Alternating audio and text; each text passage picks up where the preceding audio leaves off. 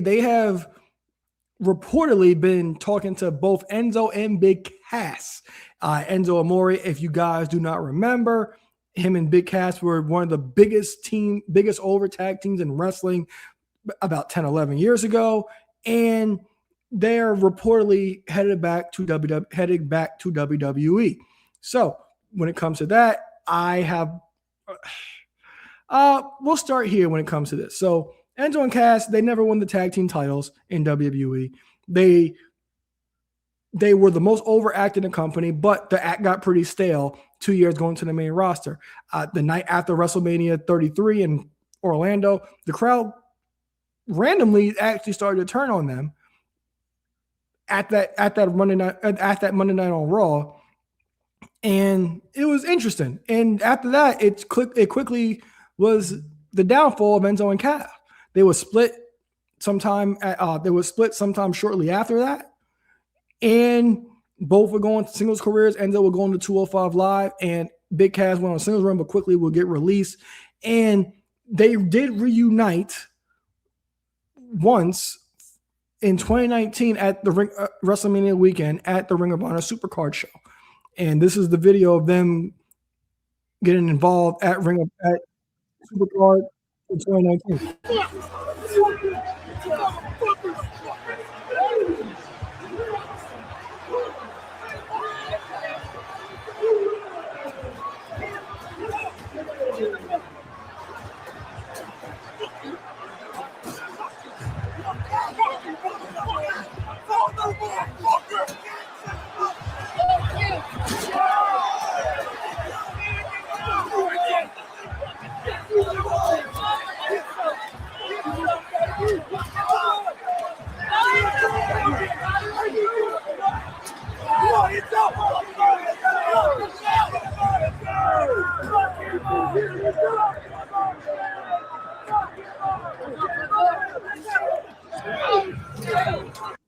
All right, so this will ultimately get a little bit of legs out of it, but essentially that was pretty much the most we saw from Enzo and Cass after that as a unit. Now, Big Cass, he would end up signing with AEW. Enzo would end up signing with, oh my God, what is his name? Off the hop rope, he was signed with them.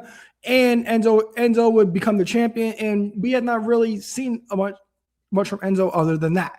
Now, Enzo, when he was around, he kind of seemed to be a bit of a problem child in WWE, because once upon a time when we got interviews here, I sat down with former Cruiserweight champion and 205 Live member TJP. And me and TJP, we sat down and had a nice conversation about Enzo being introduced into the Cruiserweight division. Because a portion of wrestling fans were pretty annoyed with Enzo being the champion, because 205 Live was kind of the worker show. Like they knew they can get the in-ring, all the high-fly in-ring action, and this is the more worker-based show, and Enzo wasn't known for that. Now, did you feel that Enzo being on 205 Live benefited the division at all? I think it potentially could have, but statistically it didn't. I remember when it happened, man, they literally sat us down for a roster, just our roster, not the whole roster, but they sat us down with our roster, like, not like, sorry, you're gonna have to babysit this guy, but like, but like not exactly like that. But I know what you mean. Like, yeah, the meeting was everybody except Enzo present. So if you understand, like the the way that is implied, but it was a positive thing. Like, we're gonna move him here and help him, in the ring, and we're hoping that he can bring attention to the show. And it was like, okay, so be willing to just let him eat you alive on the mic. And even though you guys have stuff to say back, don't.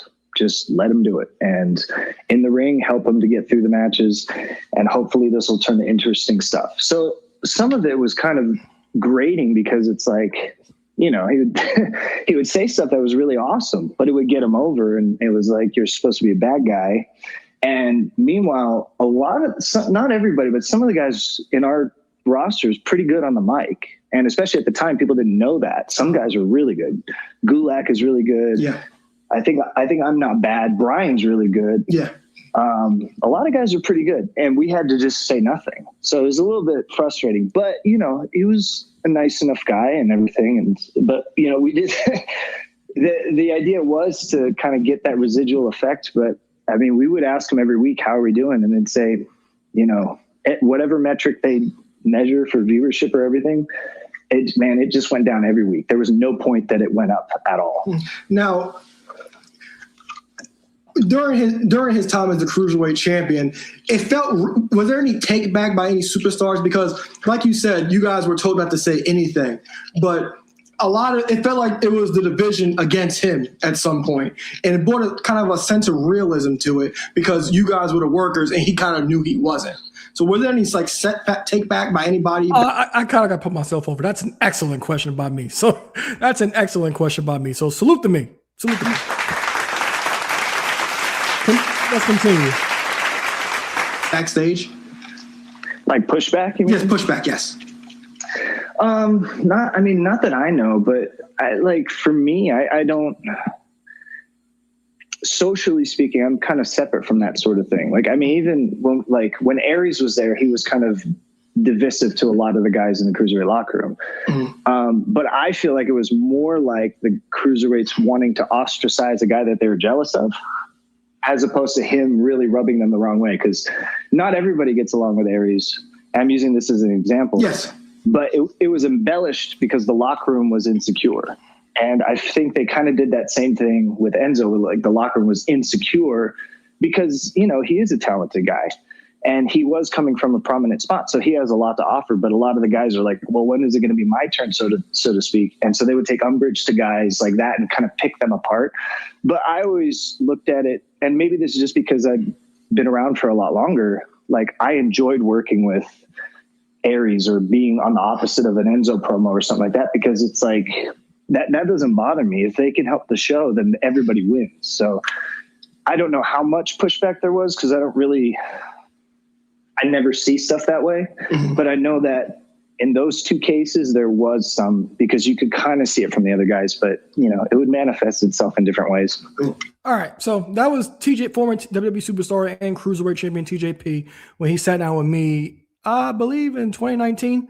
So that was his take on Enzo in the cruiserweight division in 2017, 2018.